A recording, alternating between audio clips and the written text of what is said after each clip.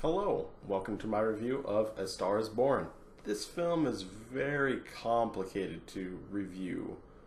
On the one hand, you have a stellar story about stardom, what it does to you, how do you cope with people, constantly taking pictures of you, videos of you without your consent, how do you deal with that?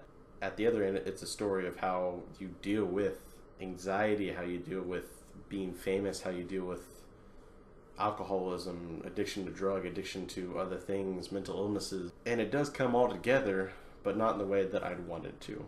This film was directed by and stars Bradley Cooper. We all know him as the lovely Rocket, or from Silver Linings Playbook, or even more so his more popular roles as The Hangover and American Sniper. This is his first film to direct. He plays Jackson Maine, a country music, well, not really country music star. He plays Jackson Maine, pretty well-off star, it seems like, by all the concerts we're shown to at the beginning of the film. He stars opposite Ally, which is played by Lady Gaga. I do not need to tell you why or what she is famous for. She is Lady Gaga. You know her or you don't. Sam Elliott from We Are Soldiers and The Ranch from the Netflix series is in here as well, and my gosh, do I love him so much as an actor. Dave Chappelle is also in the film for a bit. This movie is actually a remake of a film from 1937 of the same name. It was adapted into a musical in 1954, and that starred Judy Garland, and it was again remade in 1976 as a rock musical with Barbra Streisand. And this has been in production hell since about 2011, until Cooper got the reins for it. Before then, Clint Eastwood was in talks to direct. Christian Bale, Beyonce, Leonardo DiCaprio, Tom Cruise, Will Smith, all the people were either tried to get into the production or they themselves tried to get in. It's unclear in my research which ones did which. Currently, the last time I checked, it was holding a 94% of Rotten Tomato, with about 187 reviews at the time I did this, at least in terms of doing my research for the film. It's being looked at for a $38 to $45 million weekend, depending on where you look at. Unfortunately, it has to battle Venom, which I enjoyed, and Smallfoot, which I have yet to watch. All different markets for the most part, an R, a PG-13, and a PG, but it's still part of the puzzle nonetheless. If parents want to go see Venom, but the kids want to go see Smallfoot, well, the family's going to see Smallfoot, and the family might not see Venom, at least this week, But let's get down to the film. What does it do right? Well, it has Lady Gaga. She is fantastic. I want to see her in more films, and not even just films with singing in it. She acted well. Fight me on it. Of course, her singing is beautiful. She has an amazing voice. Some scenes I've seen criticized, I think, are done tastefully. It is R for a reason, for language, drug, alcohol, other type of addictions, and some violent scenes. And there's also nudity, but the nudity is, at least in the terms and words of the person I watched the film with, my girlfriend, it was done tastefully.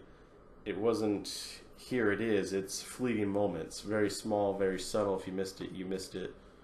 And it's not supposed to be the purpose of the film, and I appreciate that.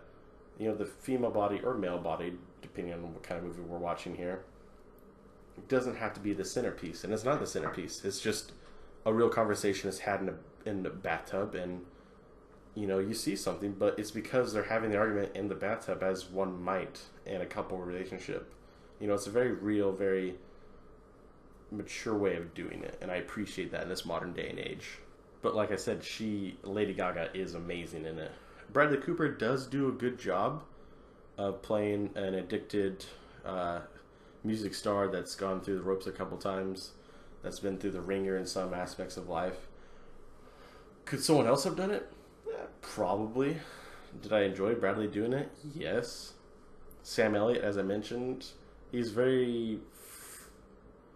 very fleeting moments in the film, but when he's in there, he makes his presence heard, and God, that voice. It's not a voice you want to sing to you to bed, but it's a voice that wants to, if you did something bad, or if you have life's getting in the crapper, you want this guy to come yell at you to get your life back in order. That's a man right there.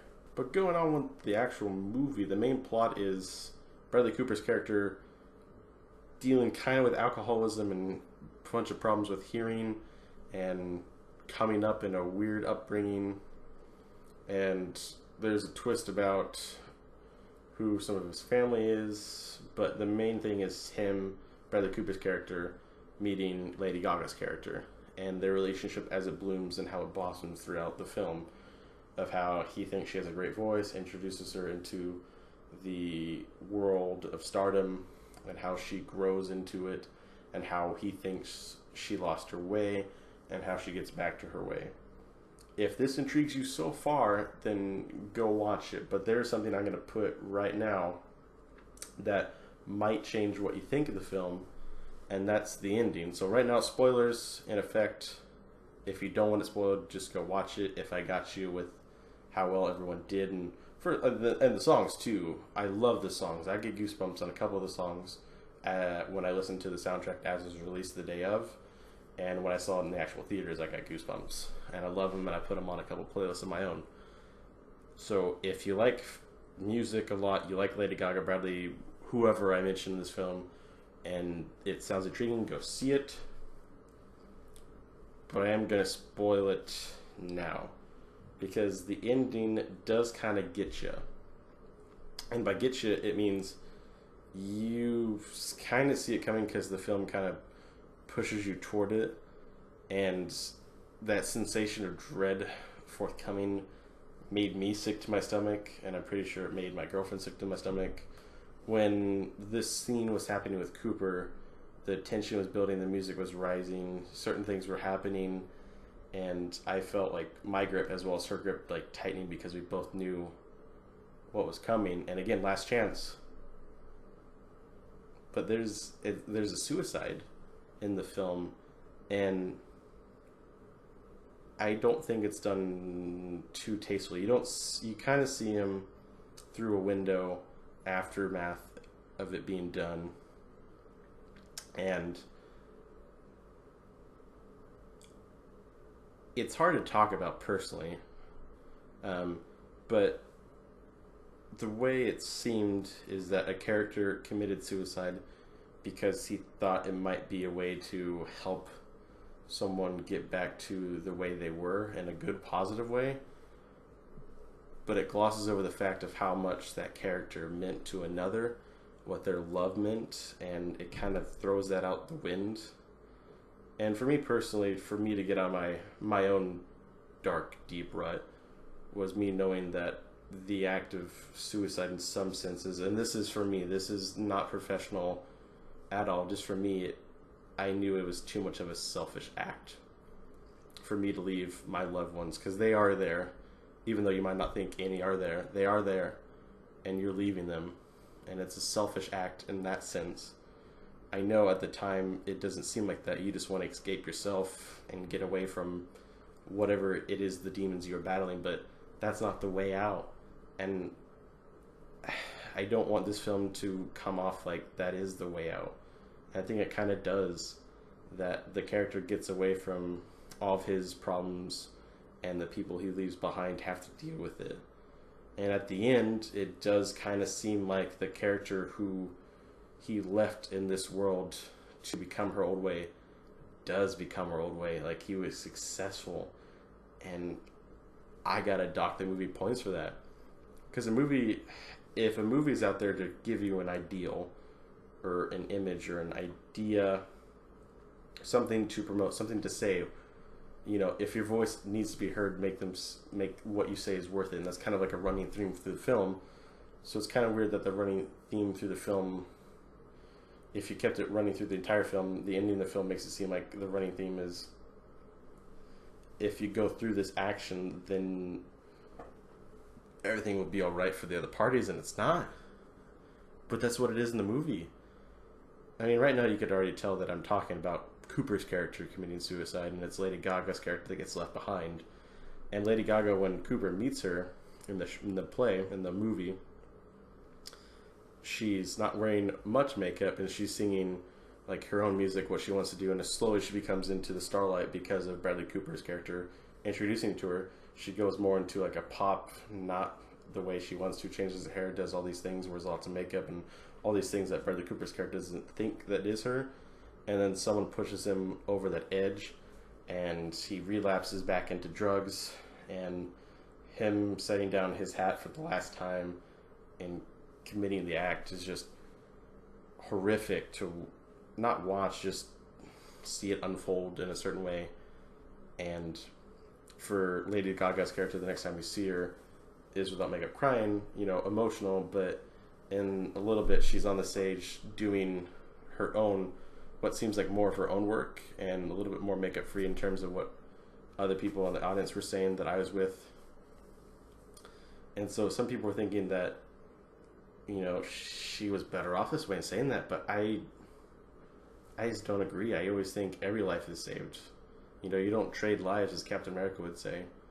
You keep on fighting. You keep on living your life. Try and make it better. Do everything you can. Find some help. Don't just do what Cooper did. And I know that's harsh to judge a movie based upon its last 20 minutes, 30 minutes, give or take. But in this day and age, it's not the ending we need. It's not the thing we need to talk about.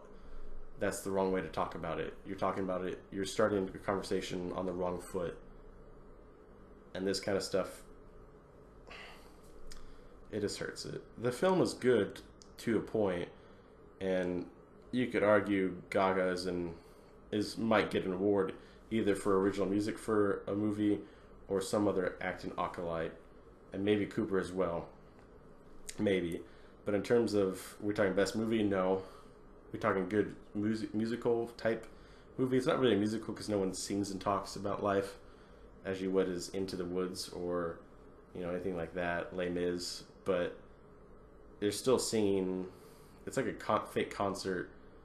It's like a fake concert movie. It's a movie that has musical elements in it,